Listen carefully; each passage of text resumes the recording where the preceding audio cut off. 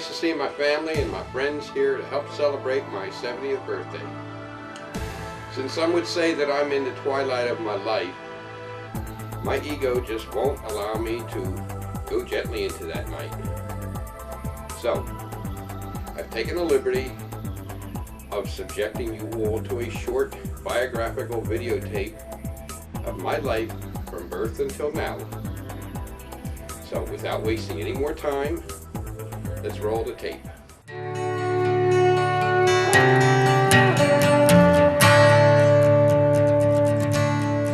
It's a boy, Mrs. Walker.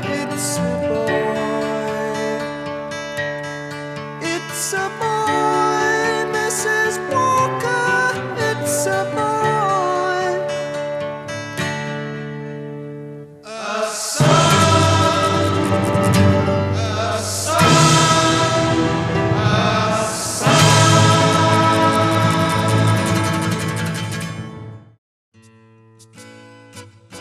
I was born in my grandmother's house on this street. House isn't there anymore ever since the interstate took it over. Maybe someday someone will erect a memorial plaque on the shoulder to my memory. I was the second of 3 children, born to Ralph and Sophie Polowick.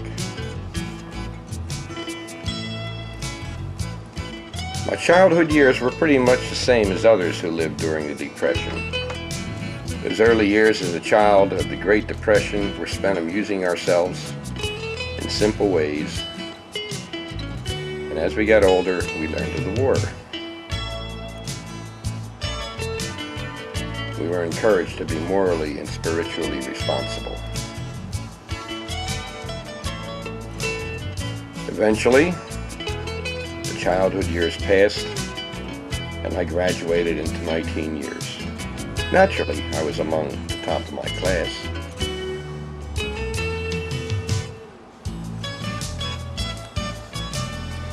I was a normal teenager, and as a normal teenager, I did all of the goofy things that normal teenagers do. Things included things like going to proms, making new friends, and doing an awful lot of showing off. Then came the call to arms. I joined the Navy, did boot camp in Bainbridge, Maryland, where again, rose to the top of my class.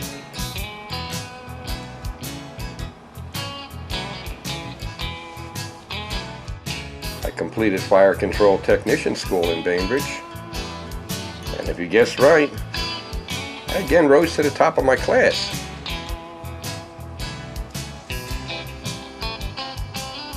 I was assigned to a destroyer, and if you look hard enough at the top row, you'll see me at the top of the class. We started a world cruise, crossed the equator, stopped in Korea to pick up a couple of campaign ribbons, and generally enjoyed ourselves. Finally completed the cruise. It was during this time I got my first taste of motorcycles, and I got my very first one. Once discharged, I went back home to restart life as a civilian. It was in early 1956 when I met Jerry, and after a proper courtship, we did the right thing and got married. It was in September of 1957.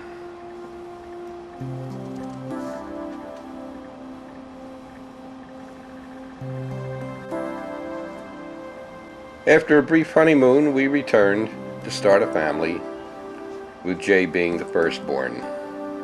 During the following years, Susan was born. This gave us the traditional 2.5 kids.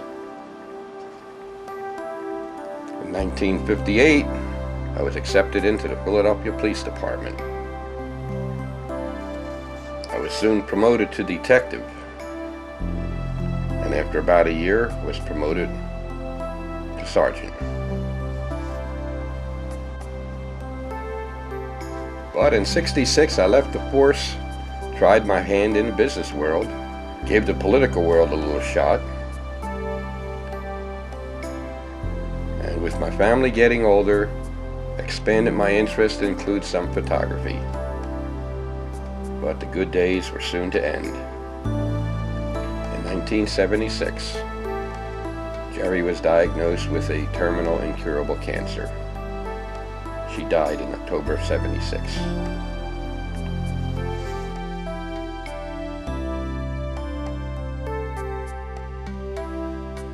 Her remains were subsequently buried in the family plot along with those of my brother and my father.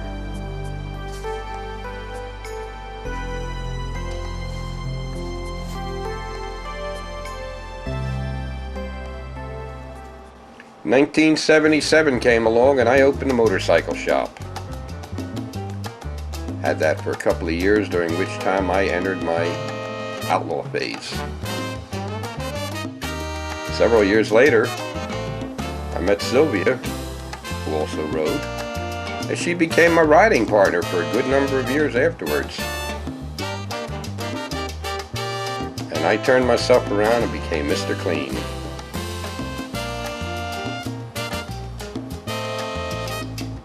But with my love of motorcycles still within me, in '93, I started on a cross-country motorcycle tour. I saw the Mardi Gras in Louisiana for the first time. I found out what it's like to camp in Florida in the middle of March when the weather is cool and the rest of the world isn't. I went to Daytona for Bike Week. As I continued westward along the Gulf Coast, I stopped in Texas, visited the Alamo.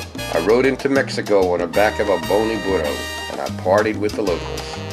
Heading into Arizona, I stopped by and saw the Boot Hill Cemetery where the clans are buried. And all along the way, kept meeting and greeting and finding new friends. Among those was Hanao Kokuda, a rider from Japan who we still keep in contact with. As I got into Arizona, I visited the Grand Canyon, which was immense. Went into Utah, visited the Bryce Canyon, which was spectacular.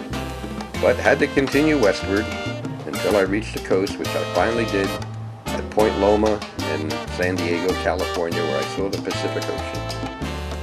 Home had to become to, so I started across the Rockies. Man, even in May, it was cold. But eventually, made it through the Plain States and finally made it home.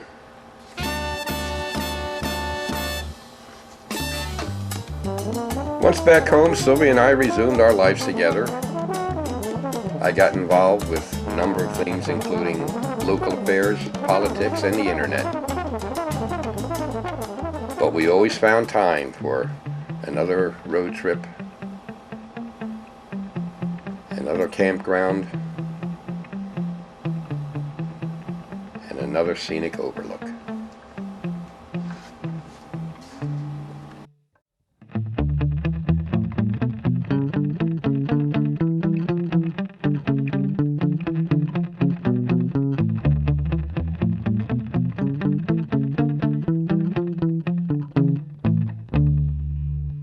You're older than you've ever been, and now you're even older, and now you're even older, and now you're even older. You're older than you've ever been, and now you're even older, and now you're older still.